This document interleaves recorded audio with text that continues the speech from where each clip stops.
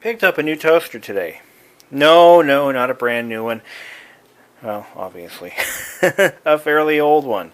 This is a 1915-ish Universal. Now here's how I narrowed the date down to 1915 to about 1922, and here's why. The shop I bought it from had two Universal toasters made by the Universal Landers, Ferrari and Clark Company. They had two of them. One of them is this one, and the other one is not this one. No, in fact, the other one was a completely different toaster altogether, but very similar. And it had a patent date of 1922. The newest patent date on this toaster happens to be 1915, June 1st. In fact, the dates are as follows. December 3rd, 1913, October 5th, 1915, and it has the patent numbers. 1912, Canada, June 1st, 1915, and there's a patent of February 6th of 1986.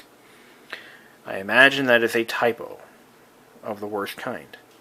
But anyway, yeah, so this toaster is only 30 years old. How about that? Anyway, so the other toaster, the latest patent date was in 1922. So at some point between 1915 and 1922, I would say this one was manufactured. This is one of their earlier designs, and you get the idea. Okay. These old toasters are very dangerous. They have absolutely no safety features of any kind. There is no fuse. There is no shutoff. There is no power switch. There is no darkness or toastness control. There are no finger guards. You can easily slip your finger right into the burning hot element. It's got these spring-loaded swings to hold the toast in place. They're about as dangerous as it gets, and it also has what looks like a surface for probably placing objects on for heating them up. I don't know. Maybe you put your butter on here and let it warm up. Who knows? Very simple construction. It's constructed with riveted chrome steel, and the chrome is in okay condition. It could use a good cleaning. And little twist tabs. Now, I'm not going to take this apart because it's been taken apart before. And if I know anything about metal, it's that if you work it too hard, it work hardens and snaps. So I'm afraid to release any of those twist locks for obvious reasons. It has been serviced. Some of the feet have been replaced very poorly. They took some of the rivets out, this one here, and they tried to pound it back in again, but they had no luck. And they replaced it with a piece of rubber that is not even close to being round. I don't know what shape you call that. A dodecahedron? I don't know. But, decagon. There's like 10 sides to it. 1, 2, 3, 4, 5, 6, 7. It's a septagon. Whatever. It's not original. I liked it, so I bought it. I paid $27 for it. A little high for a toaster, I think, but I think it'll look nice in my kitchen. Over here we have a modern toaster that you can actually see through. This is one that I bought after buying one for my sister. I liked it so much, I bought myself one. It's the Insignia toaster from Best Buy. This is one that Best Buy had... It's actually a product from another company that costs about twice what Best Buy sells it for. It's the exact same toaster. I forget what company it was, but they make like luxury toasters for rich people. And Best Buy sells the exact same one under the Insignia brand, and it has all the bells and whistles of a modern toaster that you would expect. It has brightness control. I guess you'd call it brightness control. Toast level. It has a bagel setting. It has reheat. It has defrost. And it also has an electronically controlled timer. So what that means is when you press it down... What am I missing? Is it plugged in? Yes, sir. Oh, there we go. When you press it down, it releases electronically rather than with a mechanical bimetallic spring, like most toasters of the yesteryear did. So what we're dealing with here is about 100 years of toaster innovation. We have one of the earliest style toasters, and we have one of the latest. We have our modern 2-slice pop-up toaster. It's a 2 side by side. And we have our swing-away toaster. Later models of swing-away toasters actually had rotating bread holders. So you would actually be able to swing it, and it would automatically rotate. So it would be spring-loaded. So you'd wind it up, start toasting on one side. And when that was done, you would swing it, and the bread would flip around and start toasting on the other side. The earliest toasters were basically like this one. In fact, the really early toasters, the 1908, which was the first year for the electric toaster by GE, it had a ceramic base, and it featured just basically a wall of elements, and the bread would just lean against it, and you'd have to manually grab the bread, flip it over, and put it back on. And this was the improvement on that design. Okay, why do we have all this set up? And why is this here, this alien-looking object? Well, we're going to do a toast-off. We want to see what 100 years of toaster innovation has done to the toasting world. And to do that, we're going to need something. One of the ideas that I try to stress in my videos is safety. Safety because, well, let's face it, this stuff's dangerous. When you're working with appliances that are 100 plus years old, you don't know what's going to happen. There's a reason they don't make toasters like this anymore. Very good reason. So for that, we get to prepare ourselves with one of these.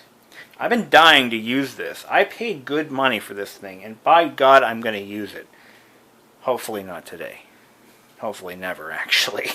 But I hope I never have to use that. I'm going to put this in a safe location, and we're going to start our toast off. I'm going to load the toaster. Actually angle it so you can see it.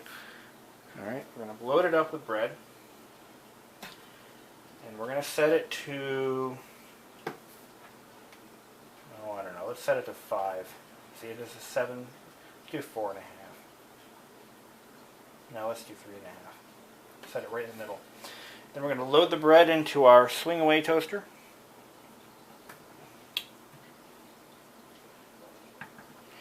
This is what it looks like, fully loaded, locked and loaded. Okay. I'm going to plug this baby in. Now, here's the thing. These toasters have to be plugged in whenever they're to be used. Look at this plug. Holy shit. This thing is the most dangerous thing I've ever seen. This is not a safe plug to use, but it's the one I've got. I'm actually going to replace the cord on this and reuse the existing plug. Hopefully I can. But to show you how dangerous this sucker is, the terminals are basically exposed. If I put my finger on this, I will electrocute myself. So what I'm going to do is I'm going to actually unplug it from the wall and plug in the toaster. Because that toaster could be live for all I know, and I'm not taking any chances. So here we go. Am I recording? Yes. Good. Toast away. I don't know how I'm going to know when this one's done, because I can't see the toast. It's heating up. I can smell it. Boy, can I ever. Holy shit. It's crackling, as any good toaster should. I have my fire extinguisher ready to pull the pin, but I'm not pulling it yet. Now, a toaster like this you would never, ever use unattended. That would be suicide, or at least arson. With a toaster like this one, you can leave it unattended without fear that it will burn your home down. But toaster fires do happen. You can see that there's steam coming out the top of the unit. Remember, this was actually built. Think about how different life was when this toaster was made. Let's see how we look. Oh, it's already toasted. Shit. All right, you better flip our bread.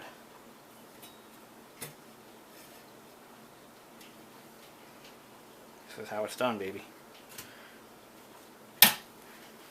Okay, almost done. Now, regardless of what setting I use on this toaster, just bring it up to 4.5 or so. I can see the toast as it's cooking, so I can tell when it's done. All right, how do we look? Almost there.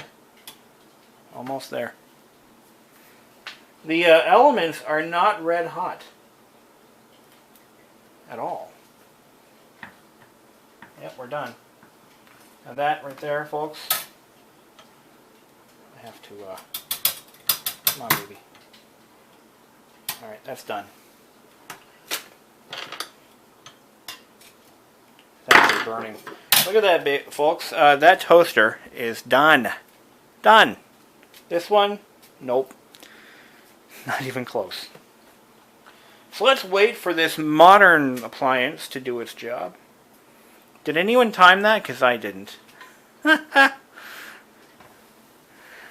my god. Amazing. This little toaster, the brave little toaster that could. I like that. The brave little toaster that could. Like the engine that could, but the brave little toaster. And I'm ranting on and on while I'm waiting for this thing to finish my breakfast. This toaster is the man. Let me tell you. As dangerous and as interesting as it may be, it's the man. Okay, we're getting there. Alright, we're done. So, you can see that all that innovation, all the electronics, the glass, the whiz-bangery, is that a word? All that has led to a less efficient design. The toast is perfect because this toaster is double-sided. But mind you that to get the same results, we had to manually flip the bread on this one, and it still took less time. We had to take the bread out, put it back in again, and it took less time. Now, wattage. This is also where we need to discuss wattage. This one, actually, 240. This thing has 2 quartz elements. It doesn't have nichrome ribbons. It has 2 infrared elements. And it's rated for 900 watts. A little toaster that could. The dangerous appliance, as we may call it. The appliance that should never be used by children. Does it say? It's rated for 106 to 114 volts. Probably DC. But it doesn't show wattage. Yeah, 114 volts, 3.1 amps, doesn't show wattage. But guys, you saw it yourselves on this video. This 1915 toaster did a better job and a quicker job of toasting 2 slices of bread than this one from 2014.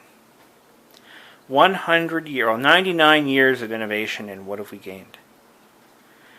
Slower breakfast. And on that note, I bid you good night. Thank you for watching.